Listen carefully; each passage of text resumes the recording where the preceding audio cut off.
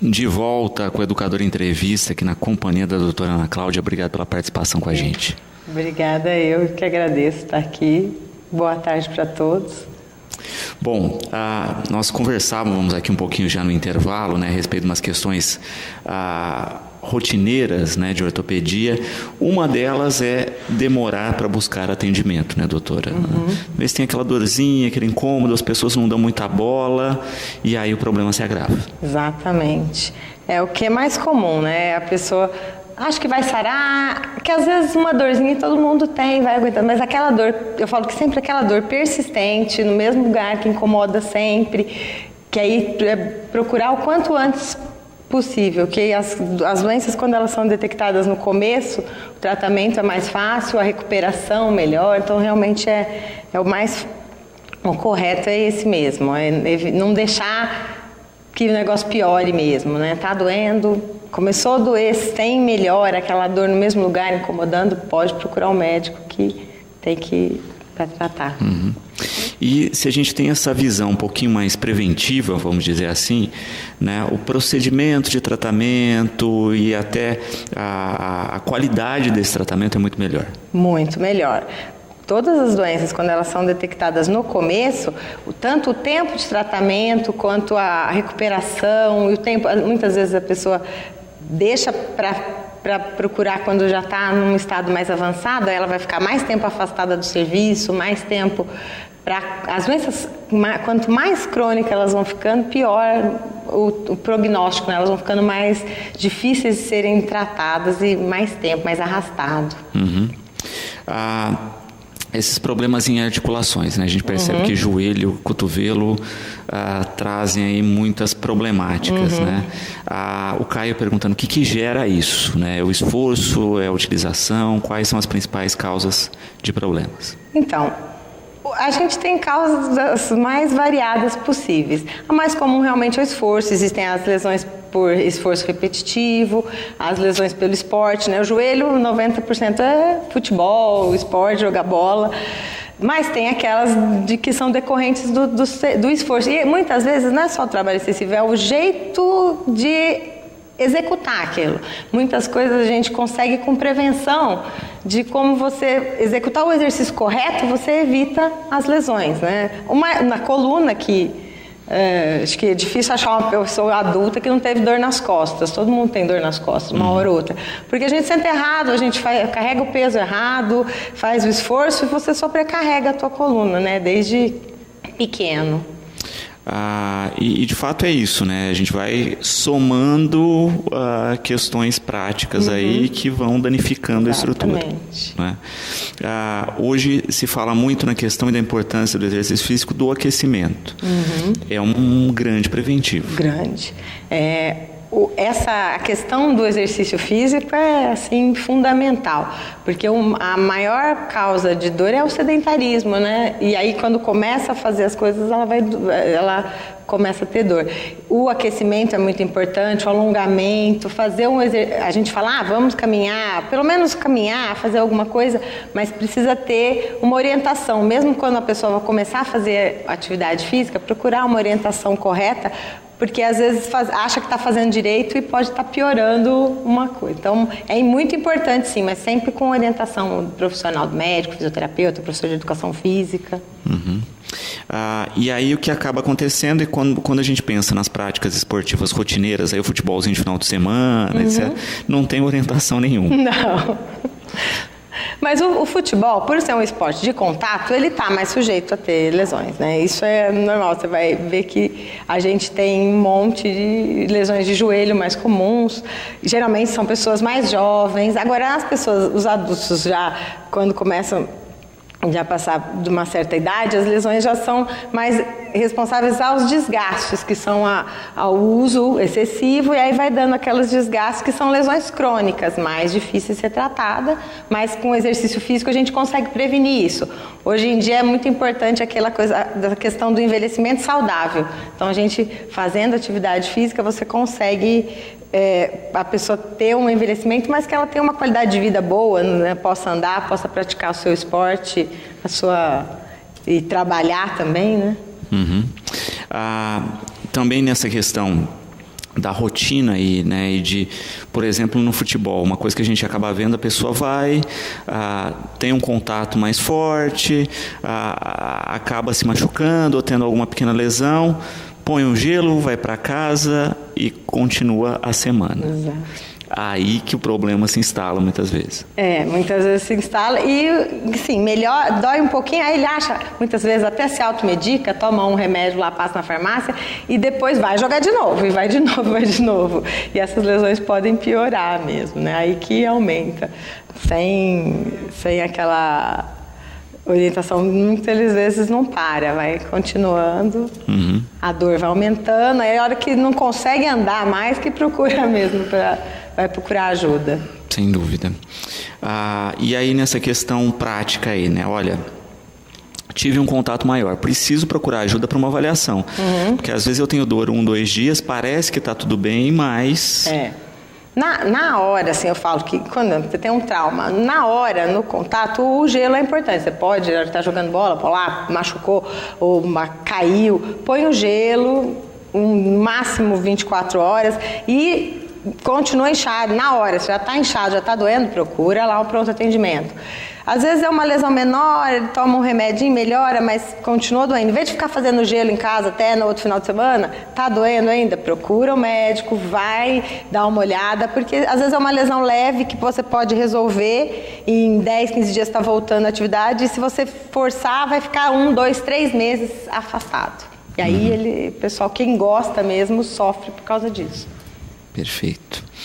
A Rúbia, né, colocando aqui uma questão, diz que nunca fez a questão da prática esportiva, mas tem um pezinho extra aí e que o joelho apita de vez em quando.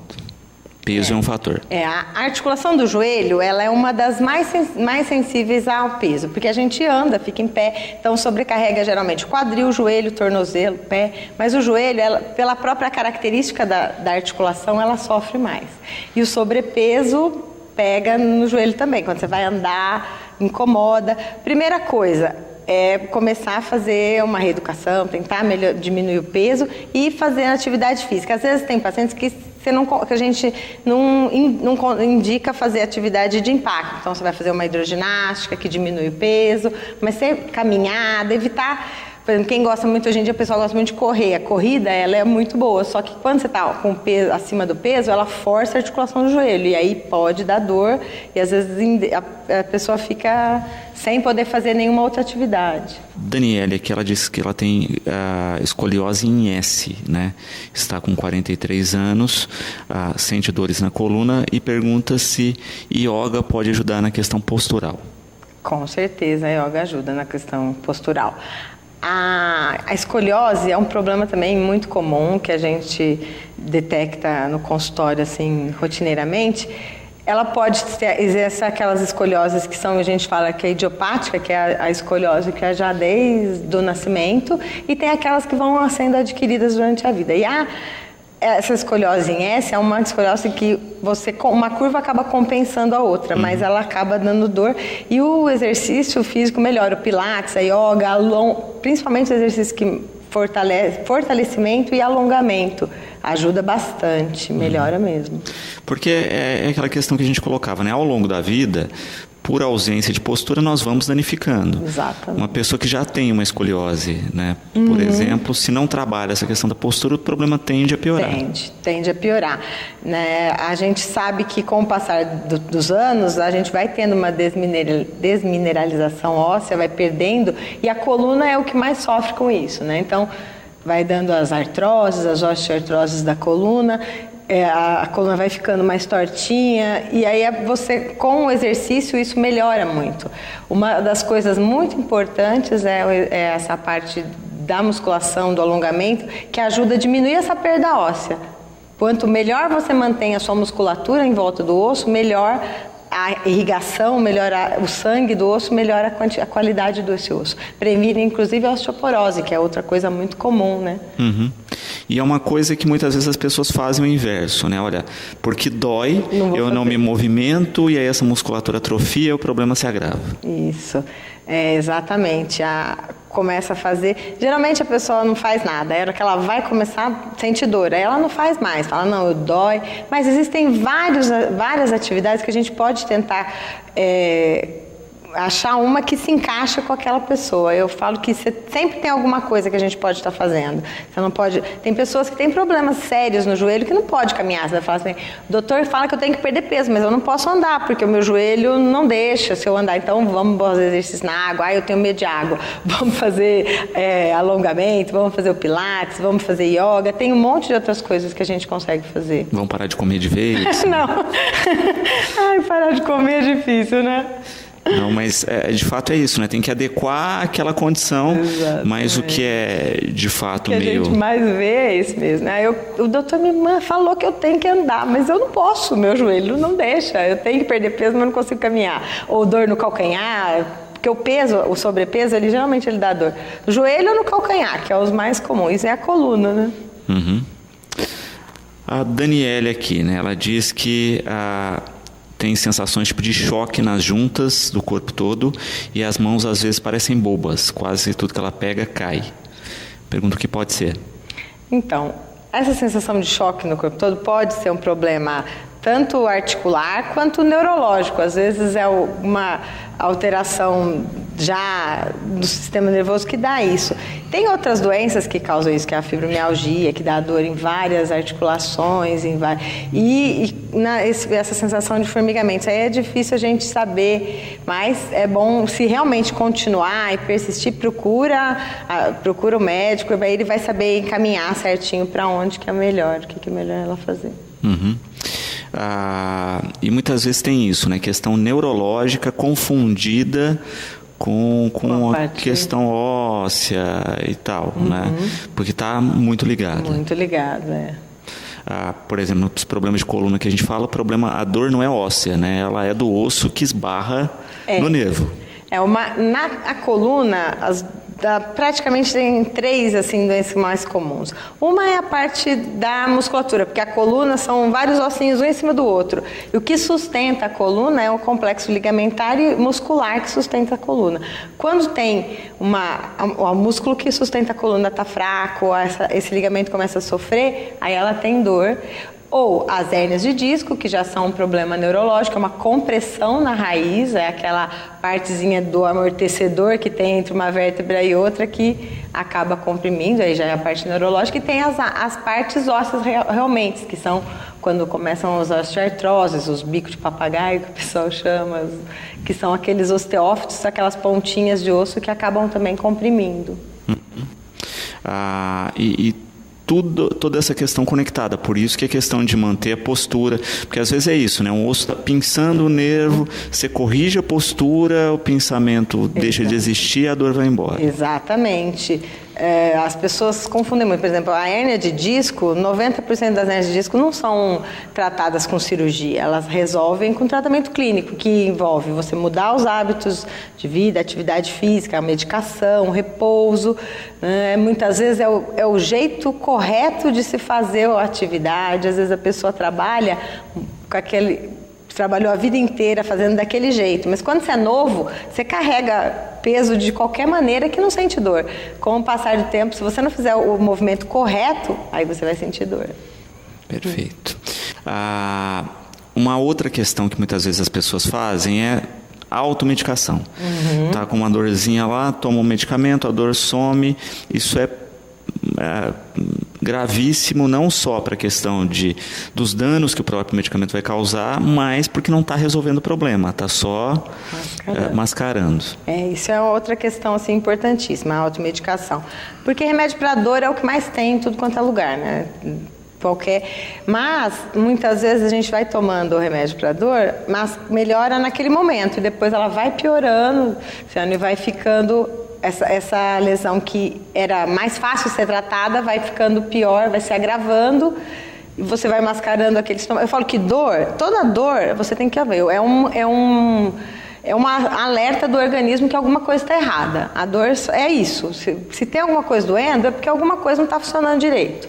Então tem que pesquisar e ver o que está acontecendo. Pode ser uma coisa fácil de se tratar, leve, ou pode ser uma coisa mais complicada. Então sempre é importante. Sentiu dor? Vamos ver o que está acontecendo. Perfeito. E isso é importante exatamente, de novo, naquela questão que a gente cai da prevenção mesmo do problema e de intervir no problema antes que ele se torne grave demais. Exatamente. Existem as pessoas que, tá doendo, mas vou... Aí essa lesão que é pequena vai começar a aumentar, vai criar um desgaste, aí chega num ponto que tem que operar, não tem mais um tratamento, ou às vezes não tem mais solução, né? Tem doenças que a gente, mesmo com o tratamento, elas podem evoluir, e outras não, já a gente consegue melhorar, e mesmo as doenças crônicas, a gente consegue fazer elas evoluírem melhor. A Conceição, né, diz que tem um problema na coluna, uma listese, e ela faz bloqueamento da dor. Ela pergunta se isso é correto. Então, em casos... A listese, a espondilolistese, ou a listese, é um escorregamento de uma vértebra em cima da outra, e esse escorregamento faz uma compressão na raiz nervosa, e com isso dá uma dor, e muitas vezes, quando não é caso cirúrgico, o tratamento é o bloqueio da dor. O bloqueio da dor é um tratamento paliativo, ele vai tentar melhorar aquela dor para você conseguir fazer. Existem outras técnicas para isso, né? Tem várias que fazem esse bloqueio da dor. O mais comum é o bloqueio que é mais agressivo mesmo, você vai fazer uma infiltração lá na coluna com a medicação, existem terapias com onda de choque, acupuntura, outras coisas que melhoram. Perfeito.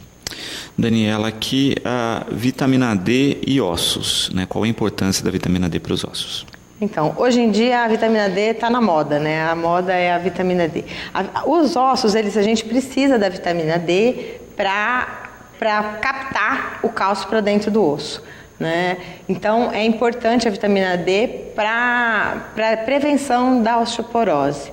E assim, tem vários estudos que falam que mantendo esses níveis de vitamina D entre 20 e 30, que é o preconizado, só que a gente precisa também do sol, para o osso poder captar o cálcio, precisa da vitamina D e do sol. E hoje em dia a gente não toma muito sol, passa só protetor solar, então a gente aumenta a quantidade. Só que a vitamina D, ela tem que ter muito cuidado, porque diferente de outras vitaminas, ela em excesso, ela causa doença também, existe a hipervitaminose D. Então, ela tem que ser mantida no nível normal, mas sem excessos, porque hoje em dia o pessoal também às vezes faz muita coisa que não precisa. É bom fazer a dosagem da vitamina D e junto com a atividade física, com a própria caminhada, às vezes de manhã você já toma o sol, já faz atividade física, a alimentação correta e a reposição da vitamina D. Então, antes de apelar para a vitamina sintética, exatamente, solzinho de manhã... Alimentação é muito mais indicado do que... Agora, tem casos que tem uma hipovitaminose D bem avançada que aí a gente trata, mas antes de tratar, o melhor é a atividade física e a alimentação. Perfeito. E se fala dessa questão, né? A gente está falando da vitamina D, mas outra questão ligada à questão óssea é a reposição hormonal. Funciona, não funciona? Qual a ligação disso com... A mulher, na menopausa, ela tem uma perda óssea que é natural, né? A gente fala assim, já tem. Existem casos que a gente trata, que é a osteopenia e a osteoporose, que é uma perda óssea é uma perda mais acentuada do que o normal. A reposição hormonal, ela ajuda. Só que isso aí tem os prós e os contras. Tem pessoas que não podem fazer, tem outros... Então, isso tem que ser visto caso a caso, não é uma coisa assim que todo mundo tem que fazer, não. E outra coisa que ajuda muito depois dos 60 anos é a musculação, a atividade, principalmente a musculação mesmo, que faz... Então, o idoso precisa pegar peso? Não vai pegar aquele peso, mas ele vai fazer uma musculação para manter essa massa muscular, essa massa magra que a gente chama, que vai nutrir o osso e diminuir a osteoporose. Perfeito. Então, é a questão, de novo a gente cai isso, né? De chegar numa fase mais idosa, não, tá velhinho, não tem que fazer exercício. Tem, né? Exatamente, tem que fazer. E a gente percebe também na questão da sobrevida, da qualidade de vida, né? A gente vê que idosos que vão a uma idade mais avançada são os que têm uma rotina, inclusive, de exercícios, né? Pode não parecer aquele exercício de academia, né? Mas tem uma rotina de atividade. Exatamente. É importante a gente chegar numa idade, mas se manter ativo. Ninguém vai mais tendo alguma para a importância da qualidade de vida, né? De você e isso a gente começa quando é novo, não adianta a pessoa falar, eu vou chegar, mas se com 30 anos ela não tiver essa qualidade de vida, esse espírito, quando ela não vai começar depois, é difícil. E uma coisa que a gente vê também é isso, né? Muitas vezes é aquela questão de não parecer exercício, mas vamos falar de um hábito aí como um crochê, né? Você está trabalhando toda a estrutura o tempo inteiro, né? De braço, de articulação, de musculatura, né? Exatamente, um crochê, uma pintura, um trabalho manual, tudo isso faz parte, um exercício postural que também melhora a qualidade de vida. Sem dúvida. Carolina aqui, né, falando também dessa questão da reposição.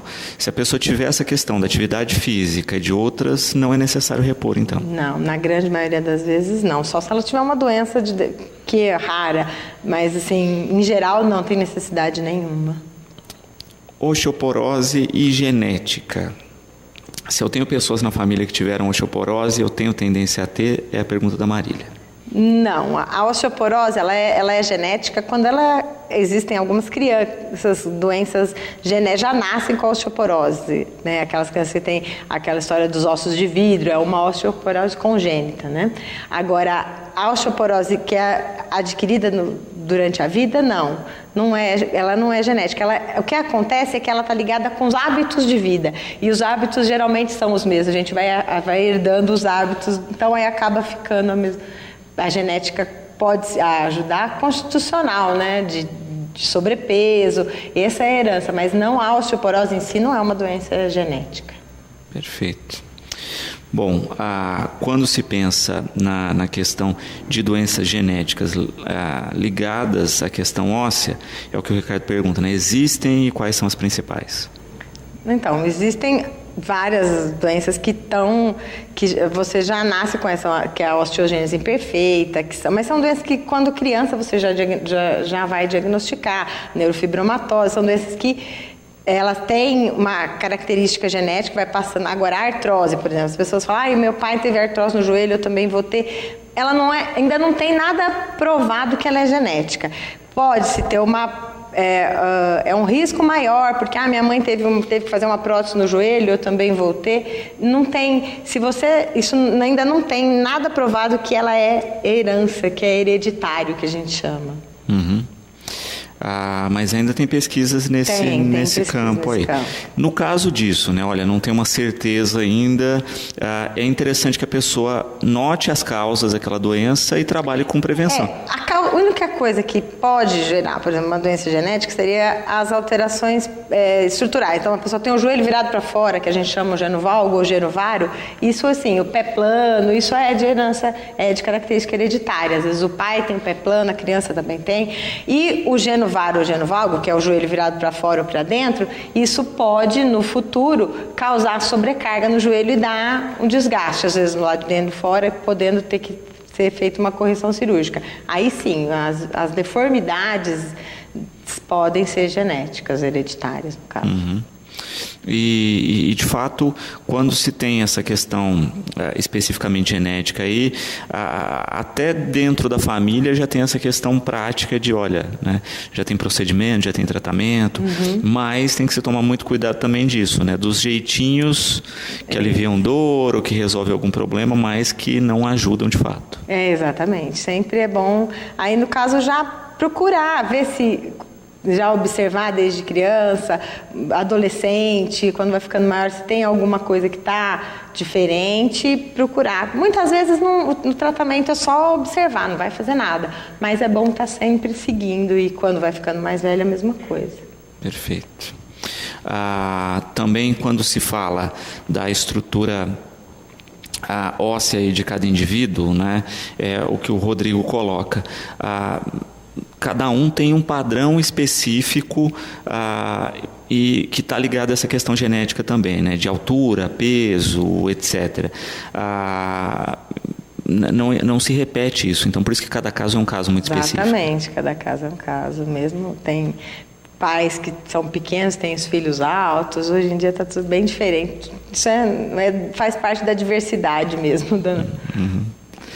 Maria do Carmo, né, falando a respeito de esporão, né, o irmão tem uma deficiência intelectual e tem esporão, né, não consegue usar sapatos abertos, apenas chinelos, né. Nesse caso do esporão aí, do tratamento, o que é primeiro o esporão, né, e como tratar? Então, o esporão é na verdade, eles são várias doenças juntos que têm esse nome esporão.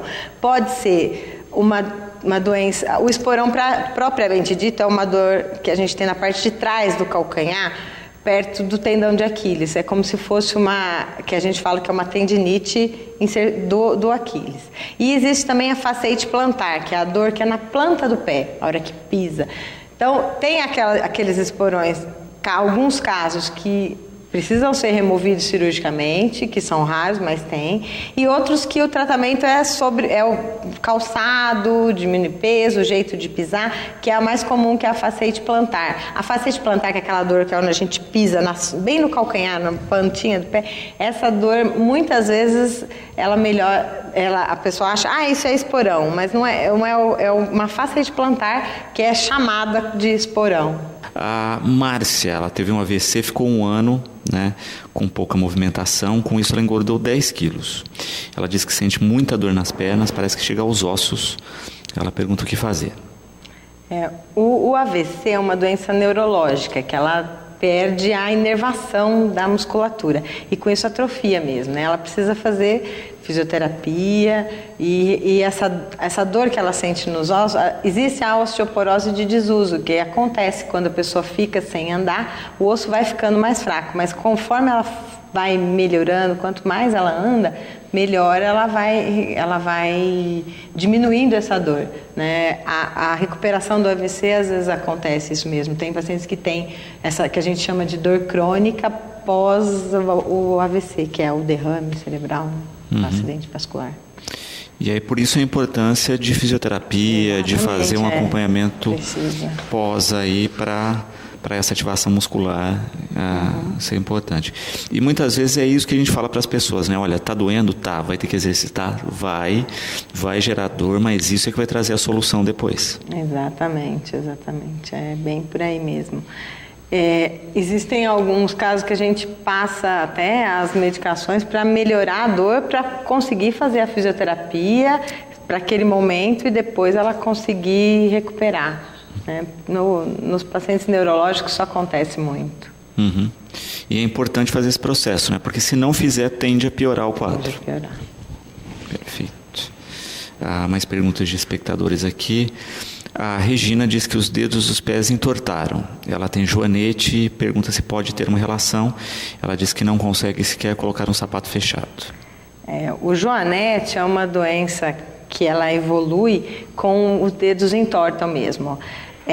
Com o passar do tempo, o joanete é uma das doenças que quando a gente vai deixando, quanto mais tempo para tratar, mais ela vai causando doença. Só que o joanete é uma doença que ela não tem cura, só operando. O único tratamento da joanete é cirúrgico.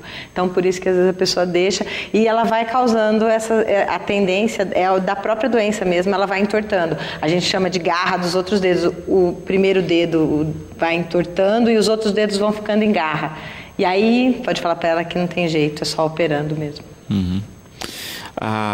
Nessa questão, né, do joanete, quem tem aí um início ou um processo, né, a pergunta da Josi aqui, né, existe reversão disso como... Então, e quando é muito no começo, existe às vezes o tipo de calçado, o que a gente está muito ligado com o calçado de salto apertado, vocês têm os biquinhos muito finos, então ela pode piorar sim, né? No começo, mas quando já tem o diagnóstico, quando essa deformidade já está instalada, aí o tratamento é cirúrgico. No começo, às vezes, tem algumas técnicas de fisioterapia para tentar reverter e uso de evitar calçados principalmente bico fino e salto, que é o que mais piora o joanete. As mulheres, existem homens também com joanete, mas assim, 90% são casos no sexo feminino mesmo. E está relacionado com o sapato. Porque se a gente for pensar o salto, né? Força e o bico fino... Não fica completamente anti-anatômico a posição do pé num sapato de salto, você pode ter certeza. Mas a mulherada, inclusive a gente gosta, não tem jeito. Mas hoje a gente encontra no mercado sapatos de salto um pouco mais anatômicos. Sim, com certeza, tem. Tem uns que são bem melhores. Então, hoje tem, mas assim, eu falo que evitar realmente, principalmente salto fino, mas tem gente que usa todo dia, e aí a tendência... Outras não, isso geral, você tem que juntar a tendência já, a forma do pé, com a tendência a formar o joanete e o uso de salto, né? Mas, quando forma, não tem jeito. Muito similar aí, né? Lógico que não com tanta gravidade, como o pé de bailarina, né? Tem o mesmo... o mesmo perfil aí de desgaste, de ação. Kleber, colocando aí a questão, a gente está falando do exercício físico, né? Mas ele coloca do pessoal que exagera nos exercícios e que também acaba causando dano, né? Ou para a coluna, na questão do excesso de peso, ou para as articulações. Também, é muito importante. Hoje em dia a gente tem um monte de exercício físico que causa muita lesão em articulação, né? O joelho também, para atividade física excessiva. Eu acho que toda atividade ela é bem-vinda, desde que ela seja feita com orientação e no limite, né, do corpo. Muitas pessoas querem carregar peso a mais do que tá preparada, e aí lesa mesmo. Eu já peguei vários pacientes com várias pessoas que se lesionaram com atividade física excessiva, né, que já faz além do teu limite. E muitas vezes qual que é o limite? O limite é o que você está sentindo. Você sentiu que está doendo, que não, você está fazendo esforço, está a mais, porque não... Vamos aos poucos. Quando a gente pensa em atletas de alto rendimento, né, a maioria deles, né, depois de uma certa idade, tem lesões aí, convivem com problemas a vida toda. Porque você fica trabalhando o tempo todo no limite, né? A pessoa comum, no dia a dia, não precisa disso, mas você é lógico, você vai querer sempre estar melhorando a sua qualidade. Quem começa a fazer atividade física quer sempre estar melhorando. E isso acontece mesmo, né? Mas se você tiver uma orientação, a gente vai conseguir minimizar. Às vezes eu gosto de correr, mas eu nunca machuquei, porque a hora que eu vejo que está doendo, eu paro. Eu não vou querer... Agora tem aquelas pessoas que vão, que querem além do limite, está doendo, então aí corre um dia, depois vai ficar 1 mês, 2, 3 sem conseguir. E nessa questão também aí dessa rotina mesmo de, olha, sou um atleta de alto rendimento, tenho que fazer os exercícios, mas aí ele tem que ter aquele cuidado dobrado que a gente falava com aquecimento, com postura, com... Com certeza tem. A recuperação. E outra coisa que é importante é o tempo de descanso, porque muitas vezes a pessoa começa a fazer e não para, e aí é onde lesa mais, porque você tem que ter um tempo. Então, do mesmo jeito que você não pode ficar parado sem fazer nada, você também não pode fazer atividade física forte todo dia sem ter tempo de descanso, porque senão machuca mesmo. André, né, falando que teve uma fratura de costela, né, há alguns anos, e que ainda hoje de vez em quando sente dores. Costela é complicadíssima.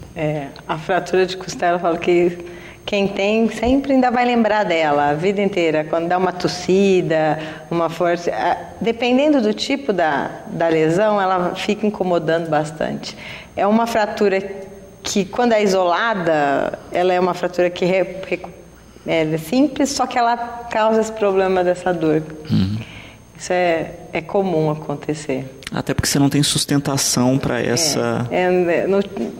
O tratamento, você não tem como. A imobilização é muito difícil, né? E ela cicatriza, só que ela fica...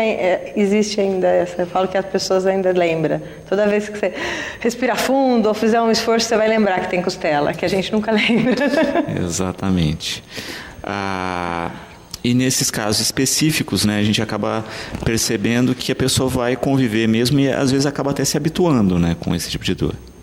Muitas vezes a pessoa sabe o que ela faz que vai ter dor, né, isso acontece.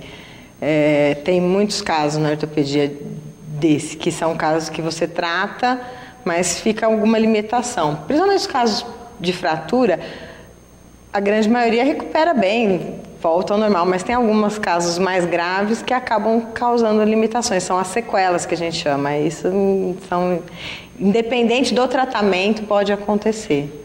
Uhum. E de fato, quando se tem essa questão das fraturas de uma maneira geral, né, muitas vezes as pessoas, que é o que o Fábio coloca, né, reclamam de mudança de clima, temperatura. Isso de fato procede? E por que isso acontece? Isso é muito empírico, ninguém conseguiu descobrir ainda isso, mas existem. Tem aquelas pessoas que foram tratadas cirurgicamente, que têm implantes, que a gente chama, que são as placas, parafusos, que isso pode gerar, já existem estudos, porque os implantes, eles têm eles têm uma temperatura diferente do nosso corpo, o metal, mesmo o titânio, que é a composição das placas, das hastes e placas, existe. Mas tem pessoas que não colocam e tem também. Então, isso é muito, assim, é um mistério, ainda ninguém conseguiu identificar o que acontece, mas acontece.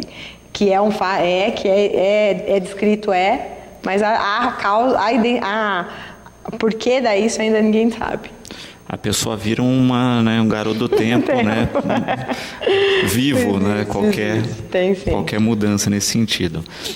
O Rui aqui, né, tá falando a respeito dessa questão de desgaste ósseo, né? Em especial, depois de uma certa idade, o que fazer em função das consequências, né? Às vezes só com cirurgia mesmo, a correção, quais são os procedimentos? O desgaste, a artrose, que é o desgaste ósseo, a gente chama de artrose, é uma doença que a gente tem que prevenir, porque uma vez que está instalada a artrose, o tratamento, na grande maioria das vezes, é cirúrgico, e são cirurgias agressivas. Geralmente, se é uma artrose no joelho, você tem que fazer uma prótese, vai tirar o joelho, uma artroplastia, quadril, na coluna. Então, a melhor realmente é a prevenção. Como é que você previne? Evitar o excesso de peso, atividade física. Quando é uma lesão na cartilagem, existem alguns medicamentos que ajudam a repor essa alteração da cartilagem. E é a prevenção mesmo, a artrose é prevenção. Agora, existem algumas artroses que a gente chama de artrose primária, que ela não tem uma causa. Agora, tem as artroses secundárias, que acontecem depois que a pessoa teve uma fratura, que ela teve uma lesão ligamentar, que ela tem uma alteração anatômica que predispõe à formação da artrose. E isso é prevenível, né? As artroses secundárias a gente previne. Perfeito.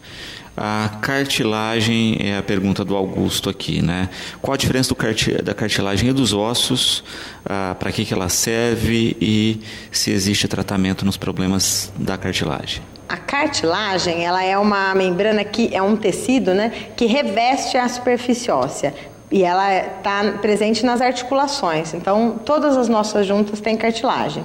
E ela é um tecido diferente do osso. Ela é mais mole, ela tem uma característica de menos... Ela tem uma menor resistência ao trauma, né? O osso ele é mais resistente, a cartilagem ela é mais mole. Por quê? Para poder fazer os movimentos, né? E o mais comum de lesão na cartilagem, que é joelho e quadril, acontece por microtraumas mesmo, né? E quando essa cartilagem vai perdendo, o osso começa a raspar um osso no outro, é onde tem as artroses, os desgastes e a dor aumenta. Existem hoje em dia muitos remédios, que ajudam na formação de novas cartilagens, né? Porque existem doenças que vão dando essa alteração na cartilagem, né?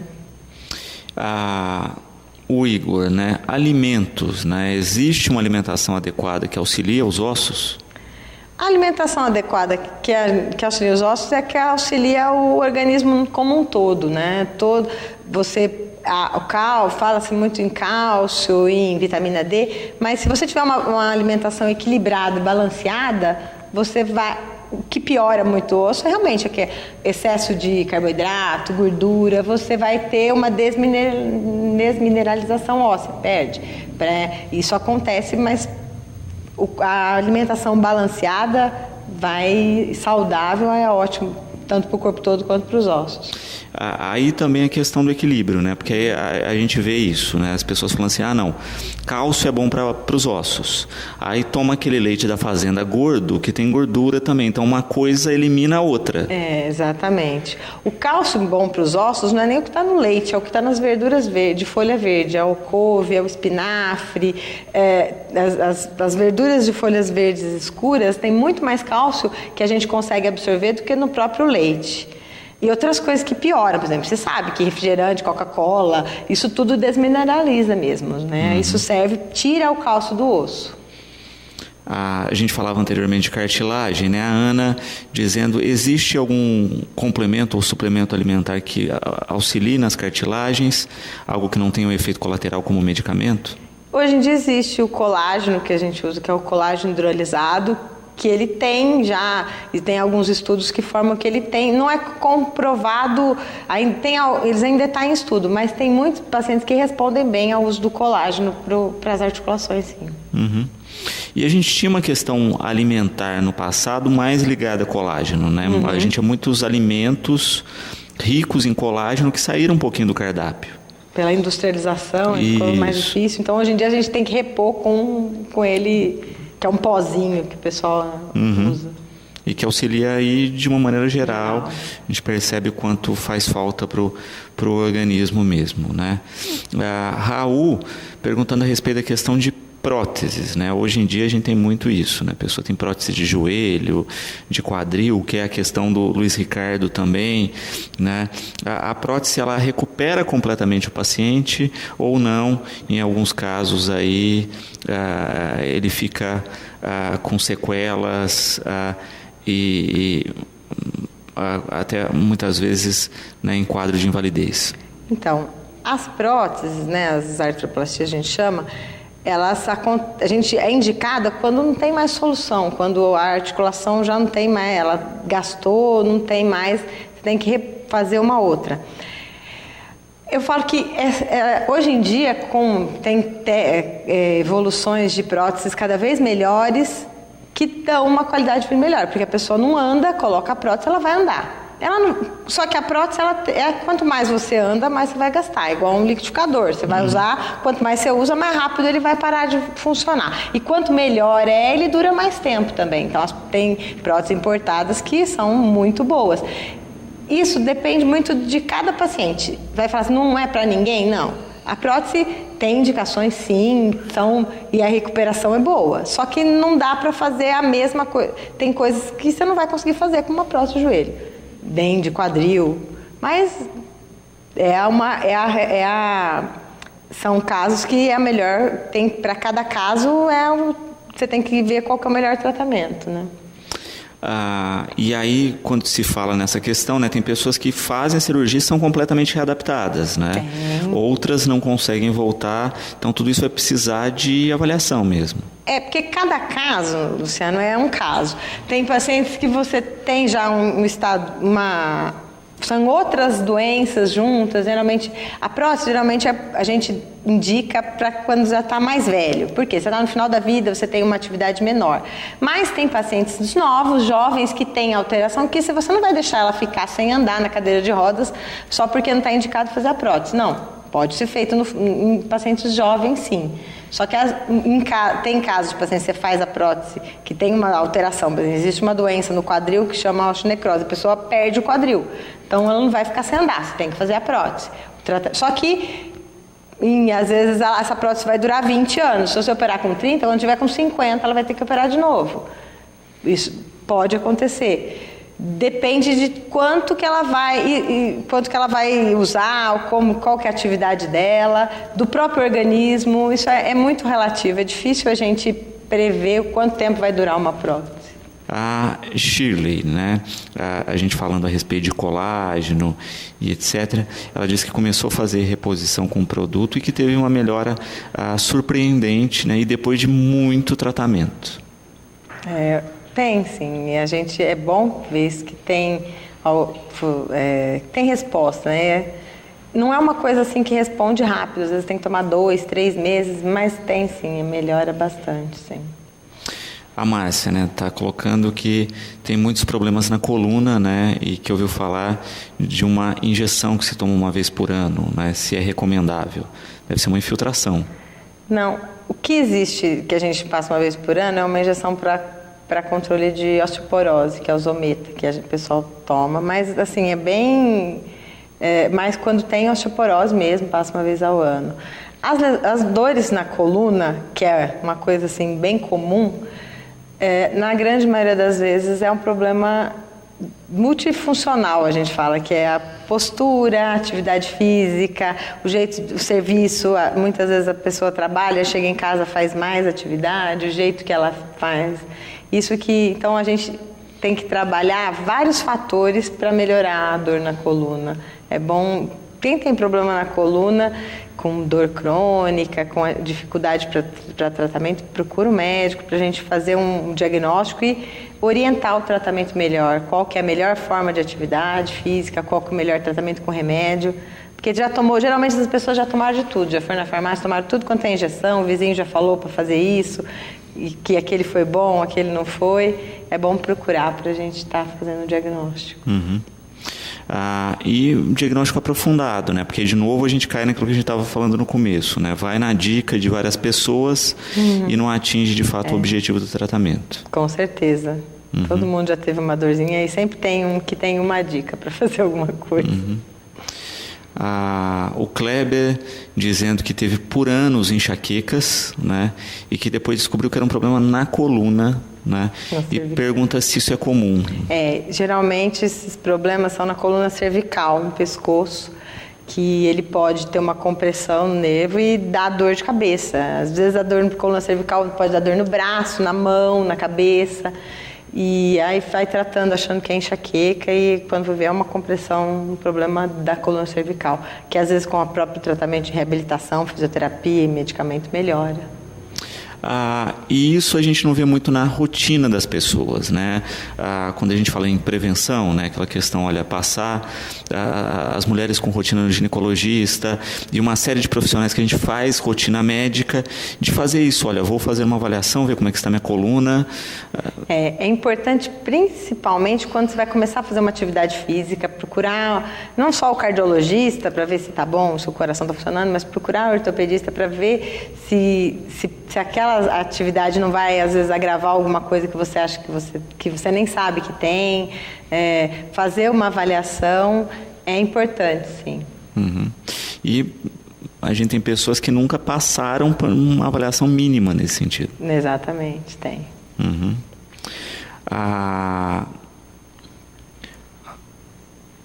Raul aqui, né? Ele tem as vértebras finais da coluna sacralizadas.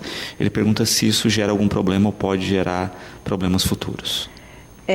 Normalmente não. Normalmente quem tem as vértebras finais da coluna que são juntas, normalmente é um achado que a gente descobre quando faz raio-x por outras coisas e na maioria das vezes não causa problema e não causa dor. Você só vai ser aquela pessoa que não consegue tocar os pés na educação física. Exatamente. Às vezes fica meio dificuldade na parte, mas de alteração do cotidiano, não.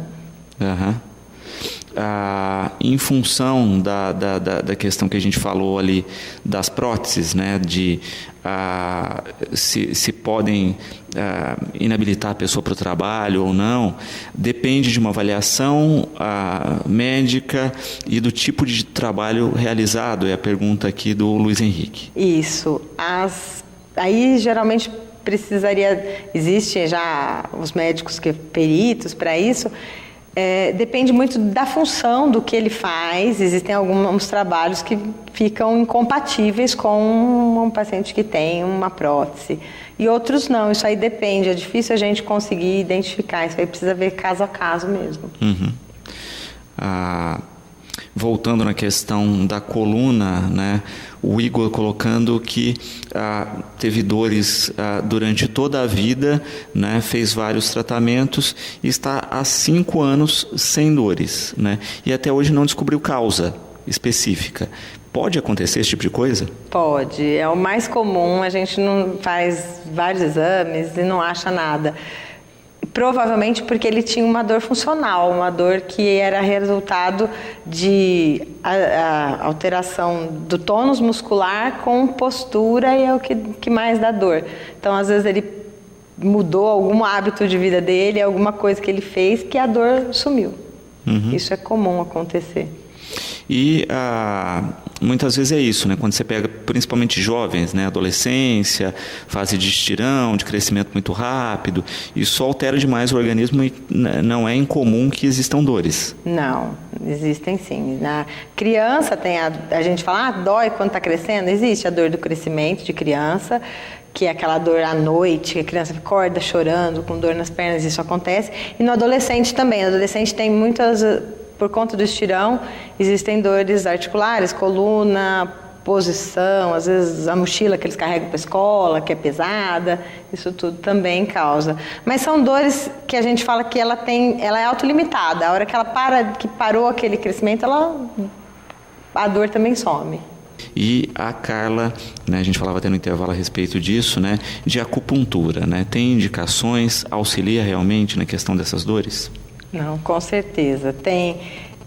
Existem muitas doenças que a gente já faz tudo quanto é coisa que a gente conhece na alopatia e não melhora.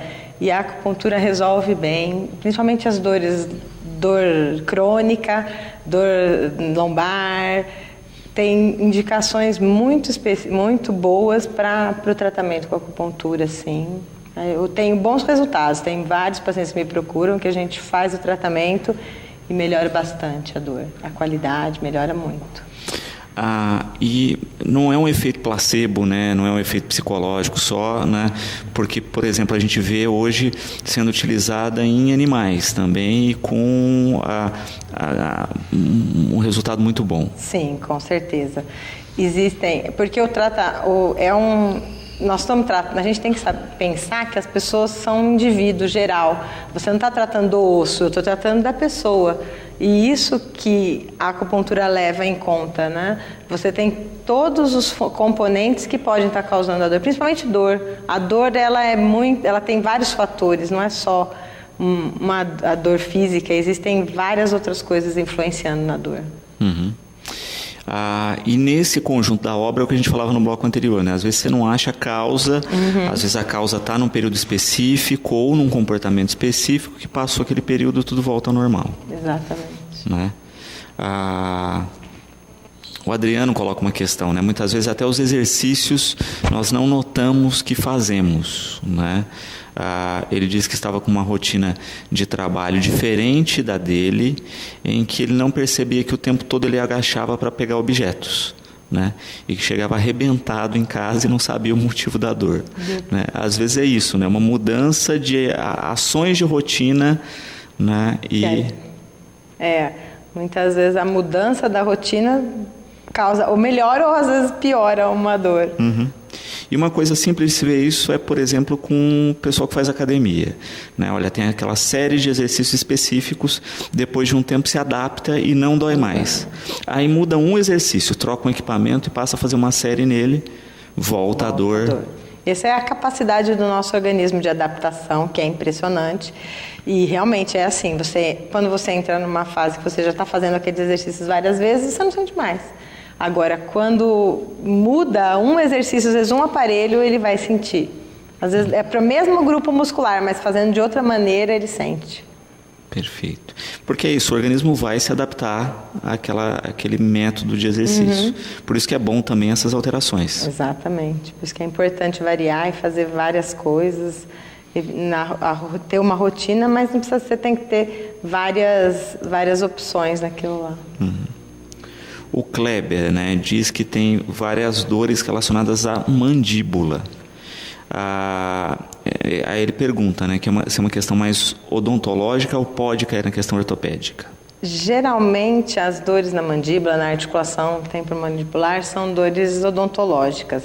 O pessoal que trata é o pessoal que faz bucomaxilo, né, e está associado com bruxismo, né, de ranger os dentes, tensão, isso piora. Eu trato isso só quando precisa fazer acupuntura e eu faço melhora, porque melhora a parte de contração do bruxismo, no caso.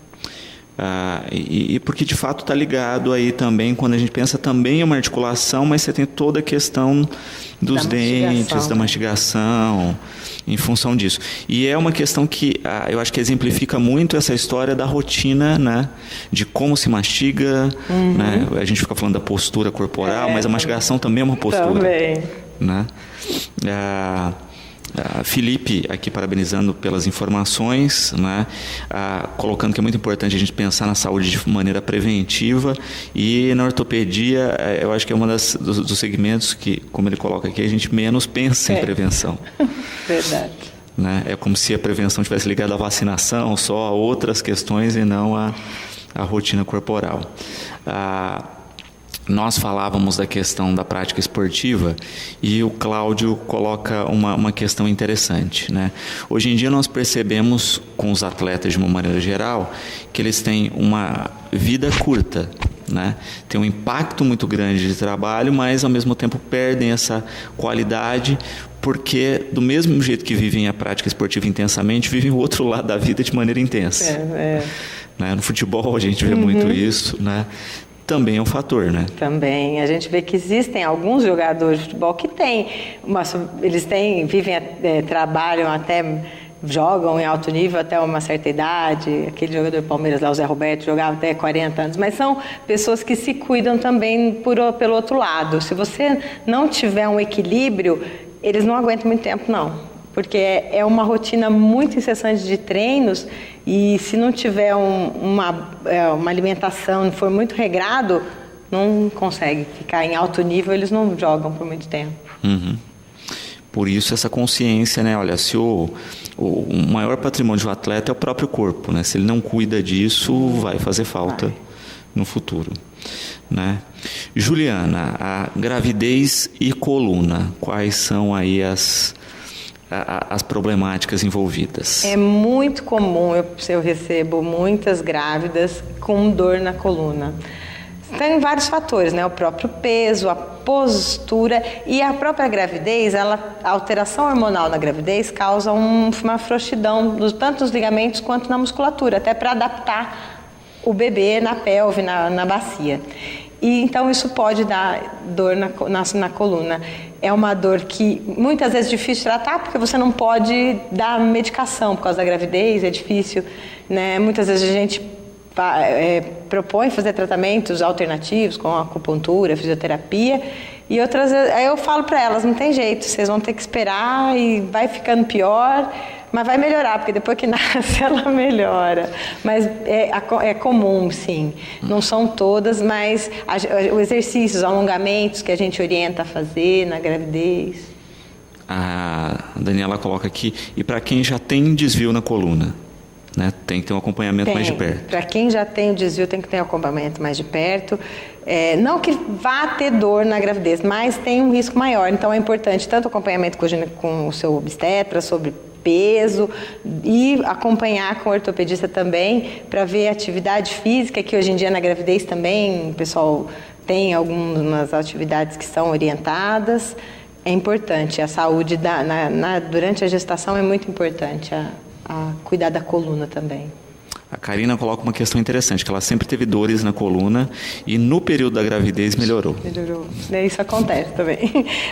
A gravidez, às vezes até por conta disso, por conta desse relaxamento da musculatura que dá na gravidez. Gera um ajuste.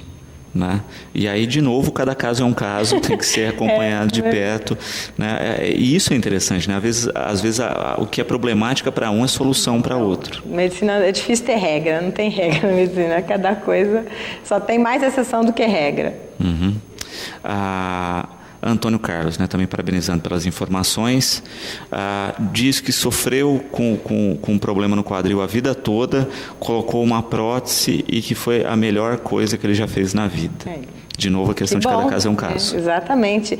Isso acontece mesmo. Às vezes a pessoa fica a vida inteira com dor, quando coloca, fala, mas por que eu não operei antes? É difícil por conta de como que ela vai evoluir, mas... é por isso que é importante. A prótese não é uma coisa ruim, ela é boa também. Tem indicações muito boas. E de fato tem essa questão, né? Nós sempre falamos a respeito de o quanto cada caso específico tem que ser avaliado. A gente vê muito essa discussão entre médico e paciente para as questões cirúrgicas, né? Olha, é importante avaliar a qualidade de vida que você vai ter antes e depois. Eu acho que não é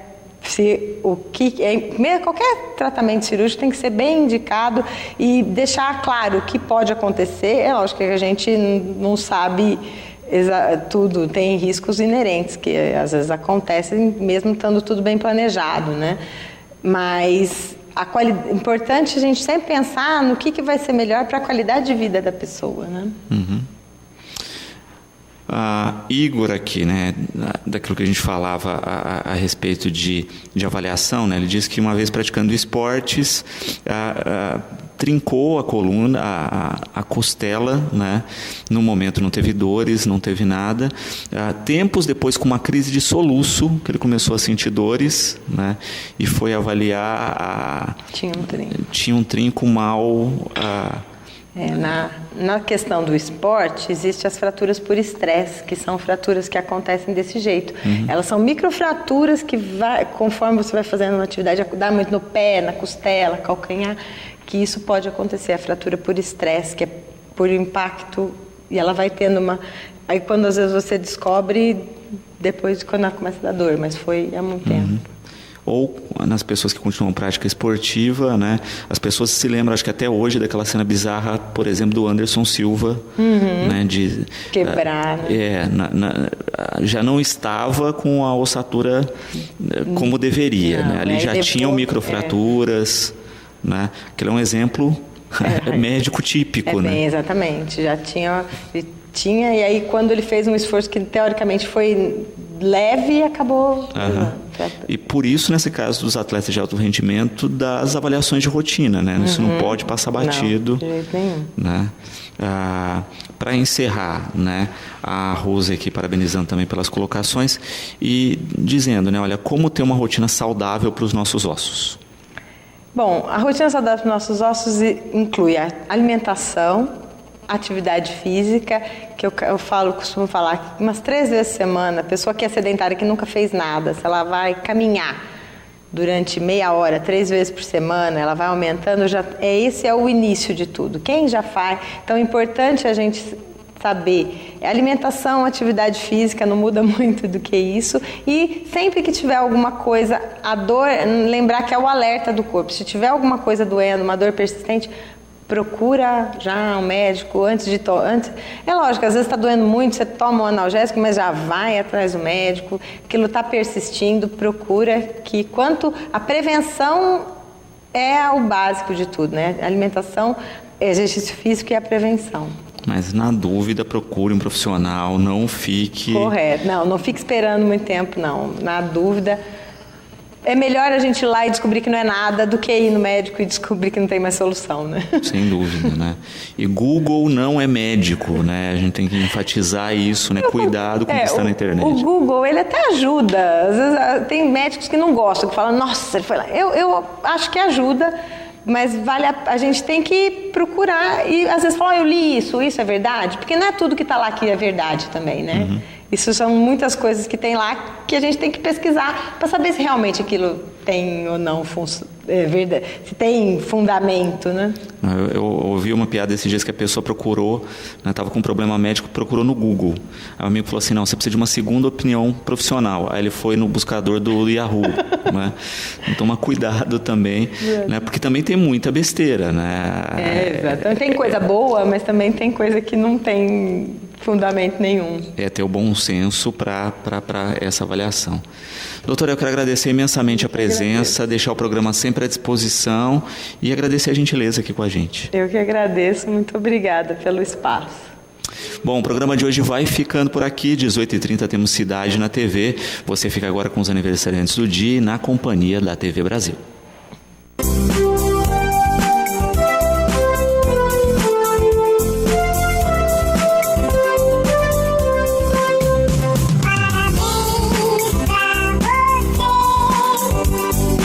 Hoje, quem está fazendo a maior festa é a Carolina Magalhães pelos seus 22 anos de vida. Parabéns, Carol! E um beijo super especial da sua mãe Ivanise.